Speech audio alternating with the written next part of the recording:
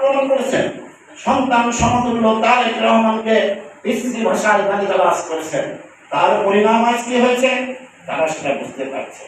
ওই যে আমি একবার আলাপপুরে বলেছিলাম পদযাত্রা সহ, ওই যে আমাদের দুজনকে হামলা করার পরে, যুব দলের দুজনের হাত পা কাটার পরে, যেমন একদিন আসবে যে এই বাংলাদেশ থেকে শেখ হাসিনা, ওবায়দুল কাদের আপনাদেরকে দুর্বল ভিখারির মতো পালিয়ে যেতে হবে এবং একটু ভালো থাকার জন্য, আশ্রয় পাওয়ার জন্য বেগম খালেদা জিয়া, তারেক রহমানের কাছে আপনাদের